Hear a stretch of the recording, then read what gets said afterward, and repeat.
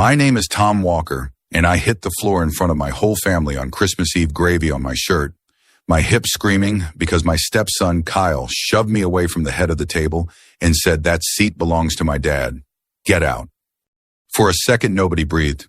Christmas lights blinked in the window. Forks hung in the air. I stared up at Kyle's half smile and waited for my wife, Linda, to say my name like it mattered. She didn't. She grabbed napkins and started blotting the gravy off the hardwood like the spill was the problem, not the man on the floor. That was the moment something in me went quiet. Not rage, something colder, something final. Cedar Rapids, Iowa is home snowy driveway small talk at the credit union.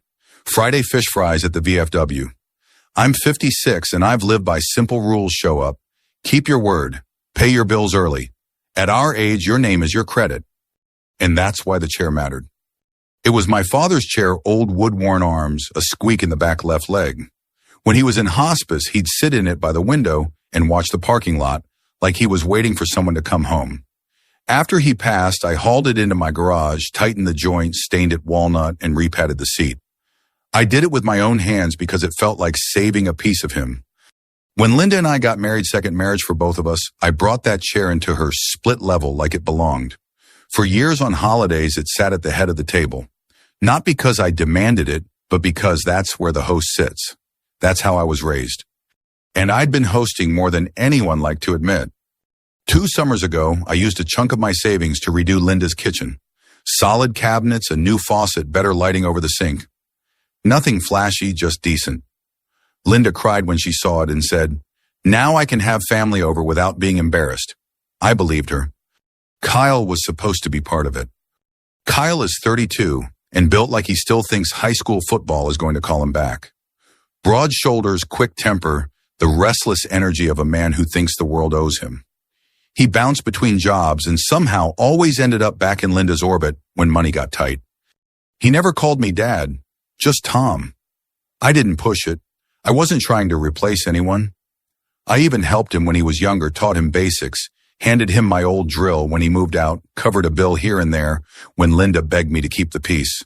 I figured kindness would come back around. Then Kyle's biological father, Ray, started showing up again.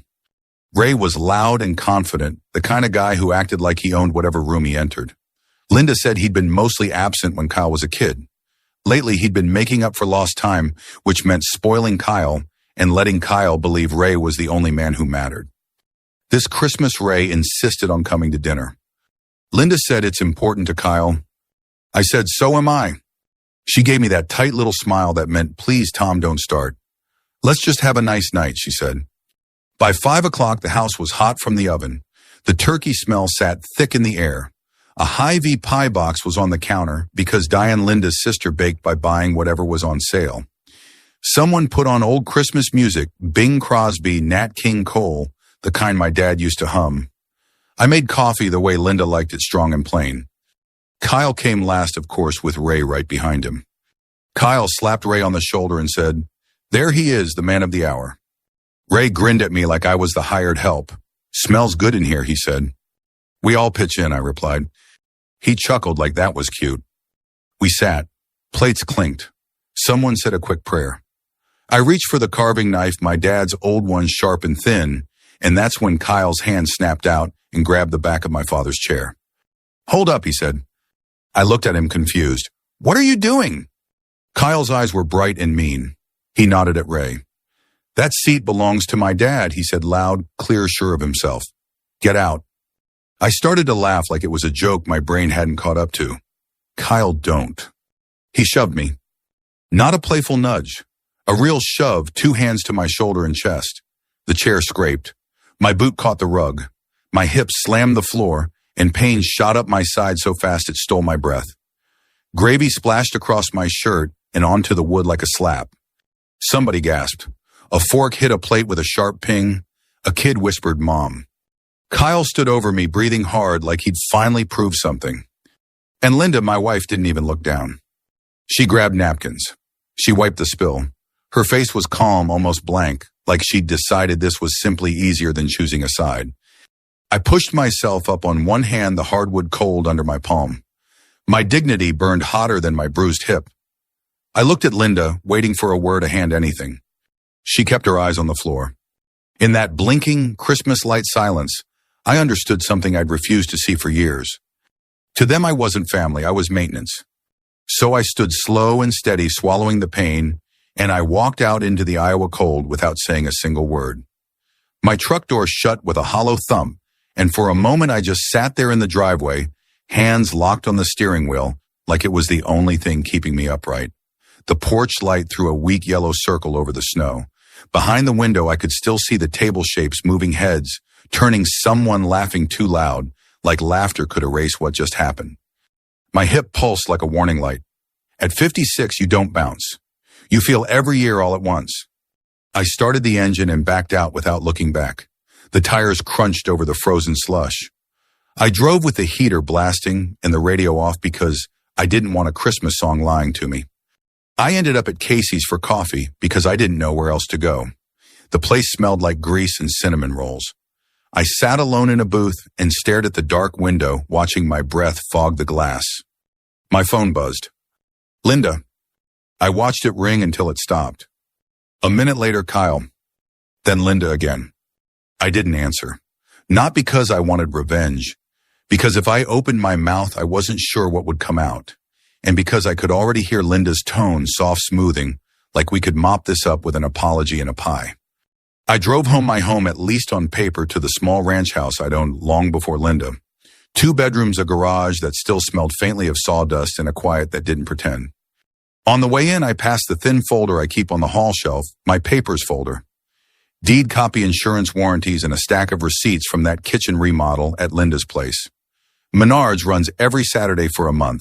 New faucet, new sink, cabinet hinges. A backsplash I set tile by tile after work hands cramped back screaming. I remembered Linda standing in that finished kitchen, hand over her mouth, saying, "Tom, I didn't know anybody would do that for me. I didn't do it to be a hero. I did it because I believed we were building something." Seeing those receipts tonight felt like looking at proof I'd paid my way into a family that still called me a guest. I limped inside, changed out of the stained shirt, and checked the bruise in the bathroom mirror. Purple was already spreading across my hip, wide as my palm. I sat in my recliner with an ice pack and stared at the blank TV. That's when the memory hit me sharp and stupid. 2 years ago, when Linda's kitchen faucet wouldn't stop leaking, Kyle had laughed and said, "That's why Mom needed a real man around." I'd smiled then because I thought he meant me. At 9:47 p.m., my phone buzzed again, a text from Kyle. "You embarrassed my dad. You should have just moved. That chair isn't yours." Then another one. "You're just a guest in this family, Tom. A guest who's overstayed." I read it twice. My hand tightened around the phone until my knuckles ached. I didn't write back. Around midnight, I tried to sleep. I couldn't get comfortable. Every time I shifted, my hip flared, and the scene replayed, Kyle's hands on my chest. Linda's eyes on the floor, the scrape of my father's chair like it was being dragged out of my life. I got up and made coffee, strong and plain, Folgers the way my dad drank it. I stood by the kitchen window and watched snow drift under the streetlight. I told myself, "Tom, it's just a chair. It's just a stupid holiday moment. People get weird. Let it go." But it wasn't the chair. It was the sentence Kyle said out loud that everyone had been treating like an unspoken truth: "You don't belong." At 2:13 a.m., Linda finally texted, "Tom, please. He didn't mean it. He's been under stress. Can you just come back and talk?" I stared at that message until the screen dimmed. He didn't mean it. Like a shove is something you do by accident. Like get out slips out when you're tired. Like wiping gravy off the floor matters more than the man who hit it. I set the phone down and rubbed my forehead. Beneath the hurt and the shame, something else started to rise. An old line my father used to say. "Your name is your word, Tommy. Guard it." I'd spent my whole adult life doing exactly that. I paid bills early. I kept my credit clean. I didn't co-sign for people who treated money like a joke. I didn't let anyone put their hands on me and call it love. Just after 6, my phone chimed with a sound I recognized but hadn't heard in years, a credit alert. My stomach dropped before I even opened it. It was from the monitoring app I'd gotten after a buddy at the VFW had his identity stolen. The subject line read, "Change detected." I tapped it with a thumb that suddenly felt numb. My credit score had taken a hit. Not a little dip. A real drop, like someone had kicked my legs out from under me. New inquiry, new account activity. I sat back in the recliner and felt colder than the snow outside. Because in my world, that didn't happen unless something had been opened in my name. And the only people who had access to my information were family. By 6:12 a.m., my phone was buzzing again, call after call, numbers stacking up. Linda, Kyle, Linda, an unfamiliar number with a local area code. I didn't answer yet. I just watched the screen light up over and over and thought with a slow, sick certainty. Whatever they did, it finally landed on me. My thumb hovered over the green answer button, but I couldn't make myself press it. Not yet. If I heard Kyle's voice right then, I'd either explode or worse, I'd fold. And I'd been folding for years. The phone finally stopped. Then it lit up again. Linda. I let it ring out. Kyle. Ring out. Unknown number. Ring out. By 6:23 a.m., the call log looked like a slot machine that wouldn't stop spinning. I opened it and my chest tightened. 23 missed calls. Kyle had called 12 times. Linda had called 9. The unknown number had called twice. I tapped Kyle's voicemail first. His voice came through too fast. Tom, call me back. It's some stupid banking thing. They're acting crazy. Just call me, okay? The next one was 2 minutes later, less swagger. Listen, it's not what it looks like. I just need you to talk to somebody. They said your name is on something. Just call me. The third voicemail made me snort despite myself. Okay, seriously, what the hell? They froze my account. I can't get gas. Just fix it, man. Then he slipped the way people do when they're scared. Dad, he blurted, then corrected himself. Tom, please.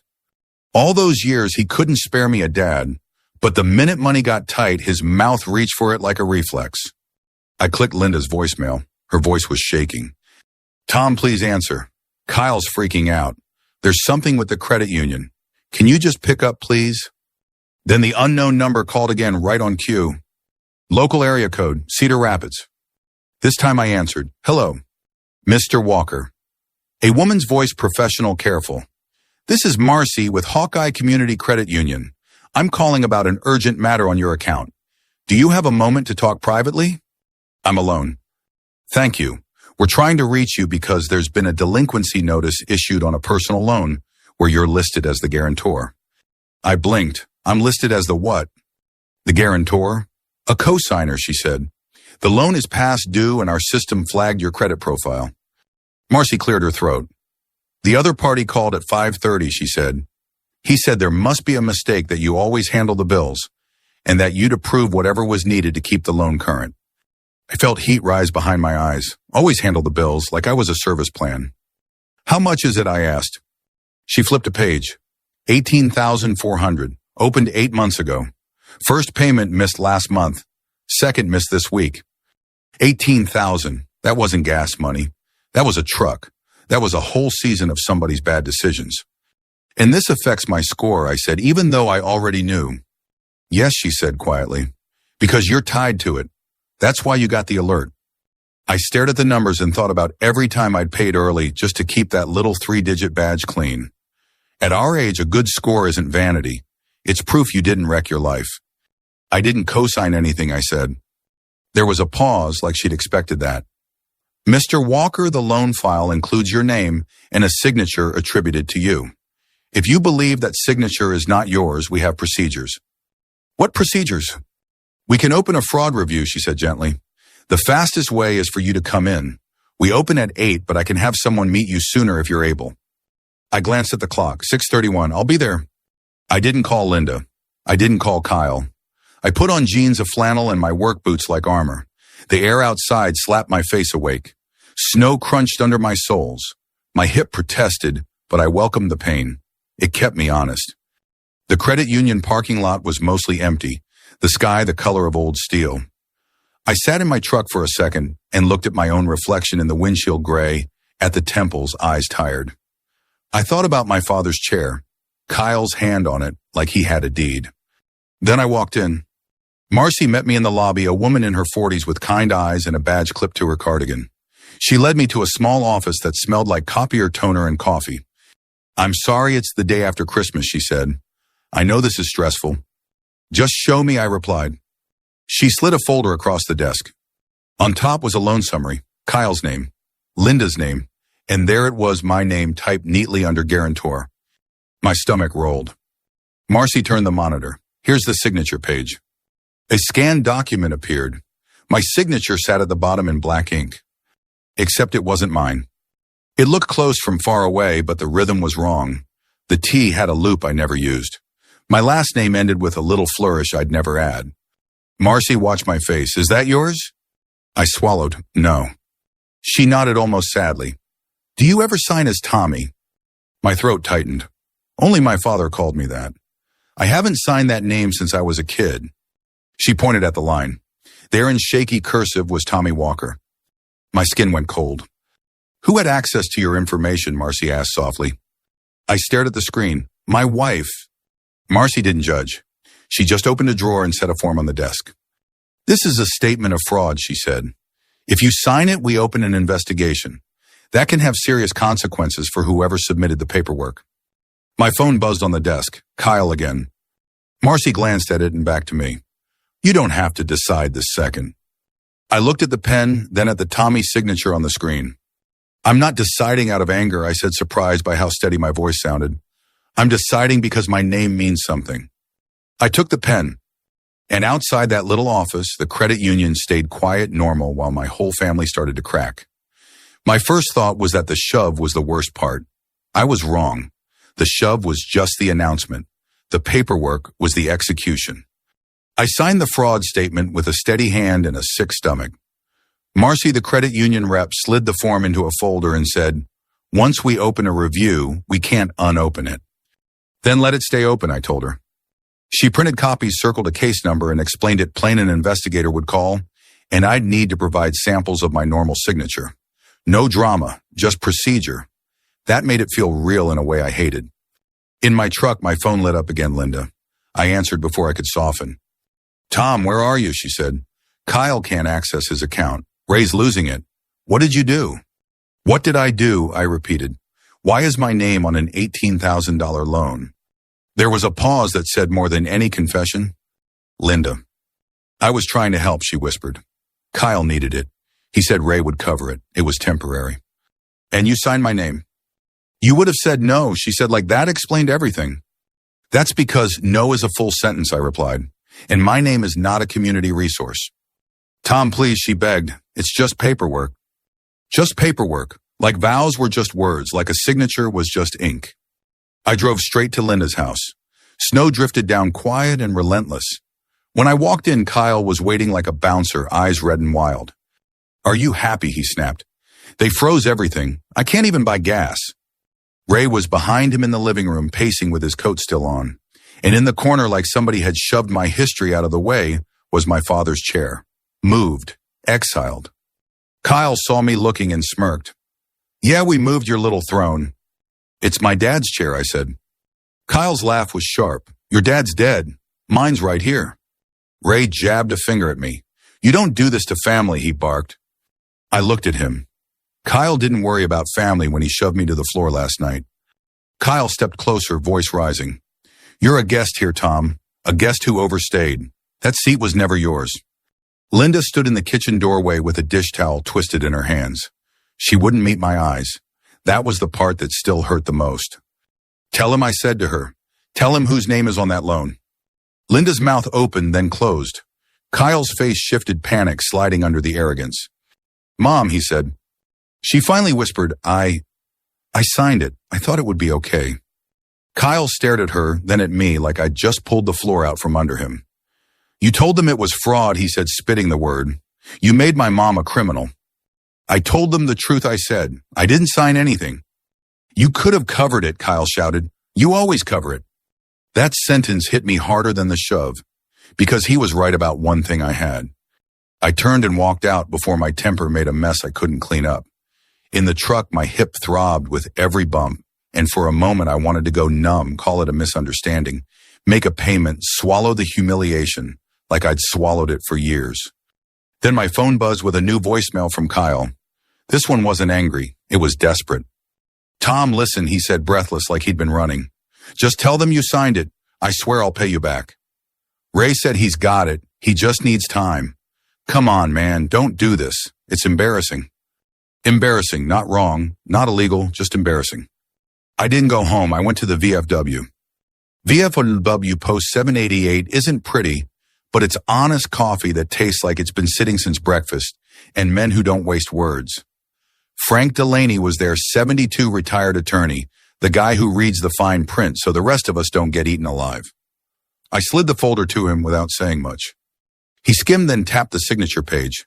Tommy, he said, that's not you. No, I said, that's my father's voice on paper. Frank leaned back. Tom, this isn't family stress. This is identity misuse. If you let it slide, it won't stop. Next time it'll be a mortgage, a credit card, your retirement. I'm not trying to blow up my life, I muttered. Frank nodded once. You didn't. They did. All you're doing is quitting the job of protecting them from consequences. On the way out, I stopped by my house long enough to grab a notebook and the little shoebox where I keep spare documents, old statements, IDs, the kind of boring stuff you never think you'll need until you do. I wrote down dates, Christmas Eve, the shove, the calls, the loan, every detail. I even checked my doorbell camera history, not for drama, just because Frank's voice was in my head, document everything. By noon, the story was already spreading texts from relatives, friends, even a guy from church. You really doing this to Linda? You're ruining Christmas. Kyle's just a kid. I didn't answer. I saved everything. Then Marcy called again. Mr. Walker, the review is now formal, she said. An investigator will contact you today. Also, Mr. Parker called and demanded we fix it. I wanted you to hear that from me. Not 10 minutes later, a new number rang. When I answered, the voice was calm and official. Mr. Walker, this is Investigator Harlan. I'm on your case. I'd like to meet today. I stared at the gray Iowa sky and felt my jaw set. Kyle had wanted me out of a chair. Now he was about to learn what happens when you try to sit in a man's name. My meeting with Investigator Harlan happened in a plain conference room at the credit union, beige walls, stale coffee, a stack of forms. He was mid-50s, calm eyes, clipped voice. The kind of man who didn't need to sound tough. He set a small recorder on the table. Mr. Walker, I'm going to ask questions about the loan file and your signature. You can stop at any time. I'm not here to stop, I said. He asked me to walk him through Christmas Eve. The chair, the shove, the calls. I kept it simple times names what was said. Then he slid 3 sheets of paper toward me. Sign your name 10 times, he said. Normal signature. My pen moved the way it always had Tom Walker. Tom Walker steady practiced. Harlan compared it to the Tommy signature in the loan file and didn't pretend it was close. That's not a match, he said. No, I answered. It isn't. He asked who had access to my information. I told him the truth. My wife had everything. We were married. That's what trust looks like until it doesn't. When we finished, he closed the folder. We'll forward our findings to the county attorney, he said. That doesn't guarantee charges, but it can. Be prepared. Prepared. I'd been unprepared for the shove at my own table, but I could handle paperwork. My phone buzzed the second I stepped into the cold Linda, then Kyle, then Ray. I didn't answer. I drove straight to the VFW. Frank Delaney was their 72 retired attorney, reading the paper like the world still made sense. I showed him the case number and the messages. Kyle swung between rage and begging. Ray tried threats. Frank snorted. Threats don't fix fraud. I don't want Linda destroyed, I said low. Frank looked at me over his glasses. Wanting consequences isn't wanting destruction, but once you tell the truth, you don't get to steer the system. That's the cost. The next week felt like Cedar Rapids shrank around me. At church, people smiled too hard. I heard my name in whispers. Linda's sister told someone I was punishing Linda. I kept my head down and saved every text like Frank told me. On January 9th, a letter came with the county seal date time courtroom number at the Lynn County Courthouse. Hearing regarding a fraudulent signature and financial responsibility. I called Frank. It's happening, I said. I'll be there, he replied. Wear something decent. Let them see who you are. The courthouse looked like it always does, old limestone flag-snapping steps, worn smooth by 100 years of fear and truth. Inside smelled like metal detectors and paper. Linda sat on a wooden bench, eyes puffy. Kyle paced in a suit that didn't fit his attitude. Ray stood beside him, arms crossed smug, like he thought volume was the same as power. Kyle spotted me and took a step, stopped by a deputy's stare. "You really doing this?" he hissed. "I'm not doing anything I said. I'm answering for my name." Linda reached for my sleeve. Her hand shook. "Tom, please," she whispered. "I'll make payments. I'll sell things. Just tell them it was a misunderstanding." I looked at her, my wife, and felt that old reflex to rescue her rise in my chest. Then I remembered her eyes on the floor while I lay in gravy. I lowered my voice. "Linda, I'm not doing this to Kyle," I said. "I'm doing this for the man I used to be, the one who worked 40 years to have a name that means something." Her face crumpled. She shook her head like she couldn't accept a boundary could be real. The bailiff called our case. We filed into the courtroom, wood paneling, fluorescent lights, the judge's bench up high like a reminder. The judge's silver hair pulled tight looked down at the file. "Mr. Walker, you're contesting a guarantor's signature on a personal loan. You claim your identity was used without consent. Correct?" "Yes, Your Honor." Kyle's attorney stood. "Your Honor, this is a family misunderstanding. Mrs. Walker believes she had permission." The judge raised a hand. "Belief is not consent. Do you have proof?" Mr. Walker agreed. The attorney hesitated. "No written proof, Your Honor." The judge turned to Kyle. "Mr. Parker, did Mr. Walker agree to co-sign?" Kyle's eyes flicked to Ray. "He knew we needed help," he said. "That's not my question," the judge replied. "Did he agree?" Kyle swallowed. Not directly. Marcy from the credit union testified dates the Tommy signature, the missed payments. Investigator Harlan confirmed the signature comparison. Frank sat behind me steady as a post. Kyle's attorney tried one last hook. "Mr. Walker, isn't this about a Christmas argument?" I felt the room lean in. "There was an argument," I said. "There was also a shove. But I'm here because my name was used to take a loan I never agreed to." The judge nodded once. "Do you have additional evidence regarding intent?" "I do," I said. Kyle didn't know I did. I handed a flash drive to the bailiff. "Audio from my doorbell camera," I said. "Outside Mrs. Walker's home the night of Christmas Eve." Kyle's head snapped up. What he blurted too loud. "Proceed," the judge said. The speaker crackled, whined, a door closing, then Kyle's voice laughing like it was all a joke. "The old man's too weak to do anything he said." Ray's voice followed smug. "He'll pay it like he always does." Kyle added bright and cruel, "He's just maintenance." The courtroom went quiet in the way real rooms go quiet. No movement, no coughs, no pretending. Somewhere behind us, a man shifted in his seat and then stopped like he was ashamed to make noise. Linda covered her mouth. Kyle's face drained. For a split second, I saw the kid in him, the scared one, before the arrogance rushed back in to cover it. The judge clicked the file closed. "That's sufficient," she said. She looked at Kyle. "Those statements show you expected Mr. Walker to absorb a debt he did not consent to. That's intent." Kyle's lawyer started to speak. The judge held up her hand. "No." She turned to Linda, firm but not cruel. "Mrs. Walker, you placed your spouse at financial risk. This matter will be referred appropriately. There will be consequences." As the bailiff guided us out, I caught myself rubbing my thumb over my wedding band, the way you rub a worry stone. I thought of my father's chair, how it used to creak when he leaned back, watching snow fall through a window steady in his place. Kyle had tried to take my place with a shove. The court had handed it back with a sentence. Outside, cold air hit my lungs sharp and clean. My hips still hurt. My heart still hurt. But I stood straighter than I had in years. Kyle had wanted me out of a chair. Instead, he'd pushed me into a room where the truth had a microphone. The next week, Cedar Rapids went back to being Cedar Rapids, snow-piled in gray ridges. Along the curbs, people hurrying into Hy-Vee with their shoulders up, radios murmuring weather reports like they mattered more than anyone's pain. That's the funny thing about a public moment. It feels like the whole world is watching, and then the world goes right back to buying milk. But my world didn't. Linda moved like a ghost after the hearing. She stayed at her sister's for a while. When she did come home, she didn't speak much, just walked from room to room like she was taking inventory of what she'd risked. The house looked the same, but the air in it didn't. Trust once cracked makes even silence sound different. Kyle didn't call for 3 days. On the 4th day, I got a text at 7:18 p.m. "You didn't have to play that audio. You made me look like a monster." I stared at it, thumb hovering. I wanted to write back, "You did that yourself." Instead, I wrote, "You made yourself sound like you sounded." A minute later, he replied, "Ray says you're dead to us." I read that twice, then set the phone down. My hand wasn't shaking anymore. That surprised me. I didn't feel triumph. I felt something like grief that had finally stopped arguing with reality.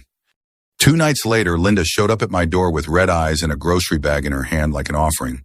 She stood on my porch in the cold shoulders, hunched like she expected me to slam the door. "Tom," she said softly, "can I come in?" I stepped aside. She sat on the edge of my couch bag in her lap. I noticed she'd brought my favorite crackers and a box of peppermint tea I'd mentioned once. Little details like she finally remembered who I was. "I messed up," she whispered. I didn't answer right away. I waited until the silence made room for truth. She continued, voice thin. Kyle was crying. Ray was yelling. I panicked. I thought if I handled it myself, nobody would get hurt. "You handled it," I said, "and I got hurt." Tears slipped down her cheeks. "I didn't want you to leave," she said. "I didn't want to lose my son either." I nodded slowly. "So you picked the option where you could lose me quietly." That landed on her like a slap. She flinched. "I'm sorry," she said. "I know sorry doesn't fix it." No, I agreed, it doesn't. She twisted the grocery bag until it crinkled. "I'll do whatever you want. Counseling, payments. I'll sell my jewelry. Linda, I interrupted gentler than I felt. "This isn't about money." She looked up confused. "It's about me being on the floor and you acting like the spill mattered more than my body," I said. "It's about Kyle learning he can shove me and you'll smooth it over. It's about my name." She swallowed hard. I didn't know what to do. "You could have looked at me," I said. "You could have said my name." Her shoulders shook. She covered her mouth, and for a moment she looked like a woman seeing the damage for the first time. Then she said the quietest thing. "I didn't want Ray to win," she whispered, "so I let him." That was the truth underneath everything. Linda had been afraid of conflict her whole life, and Kyle had learned to weaponize it. The county attorney didn't throw Linda in jail. She cooperated. She signed statements. She agreed to restitution terms. She had consequences, real ones. Mandatory financial counseling. No more access to my credit. A formal separation agreement drafted by Frank's colleague to protect me going forward. That paperwork felt like a coffin lid, closing on the marriage I thought I had. Kyle, meanwhile, lost more than he expected. He had to sell his truck to cover part of what he owed. His bank account stayed restricted for a while. The job he'd been bragging about, some warehouse supervisor role, went to someone else when the background check flagged the mess. He blamed me for every bit of it. But he couldn't escape the fact that none of it would have happened if he hadn't treated my name like a napkin, something you use and toss. Weeks passed. Snow melted into dirty patches. February wind kept finding new cracks in my windows. I was living alone in my little ranch house again the way I had before Linda, only now the silence wasn't lonely. It was honest. One Saturday morning, I walked into my garage and stared at the space where I used to keep the chair when I refinished it. I could still smell the faint wood stain if I imagined hard enough. I thought about going to Linda's and taking it back out of spite. I didn't. Spite would have made it another trophy in a war I didn't want.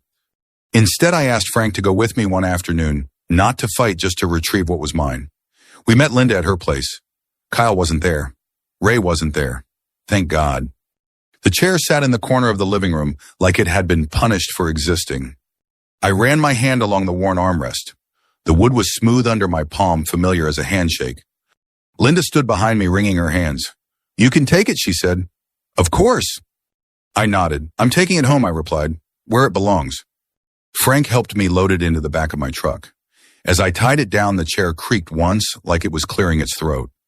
On the drive home, I realized something: that chair was never my power. It was my memory.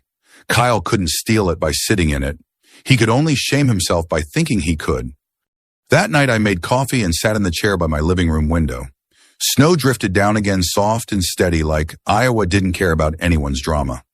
The heater kicked on. The house settled with small, familiar pops. My phone buzzed at 10:41 p.m., a text from Kyle. "I didn't think you'd actually do it." I stared at the message. There was no apology, no accountability, but there was something new, a crack in the arrogance. I typed back, "Neither did I," until you forced my hand. A long pause, then another message. "Mom's not okay." I closed my eyes. That was the price of truth somebody always breaks when the lies stop holding them up. I replied, tell her to take care of herself, and tell her I hope she learns peace doesn't come from covering things up. Kyle didn't answer. In March, Linda and I finalized the separation. It wasn't a screaming divorce. It was paperwork, signatures, quiet breaths. She cried. I didn't. Not because I didn't feel it, because I'd already cried on a kitchen floor no one noticed. On the day the last form was filed, Frank clapped me on the shoulder outside the courthouse. You okay? He asked. I looked up at the flag snapping in the wind. I will be, I said. I already am in a way. Because the strangest part of all this was what I didn't feel anymore. I didn't feel like a guest in my own life. I went home, made a cup of coffee, and sat in my father's chair in perfect, unbroken silence. Not the silence of being ignored, the silence of peace. And I thought about that Christmas table, that shove, that moment Linda wouldn't say my name. I don't hate them. Hate keeps you tied to people. What I learned is simpler and harder. Respect is a two-way street. If you burn your side, don't expect me to keep mine open. If this story hit close to home, if you've ever been told to know your place, if you've ever had your kindness mistaken for weakness, I'd love to hear your thoughts. Share this with someone who might need that reminder, and if you want more real stories like this, subscribe and stay with us. You're not alone at the table.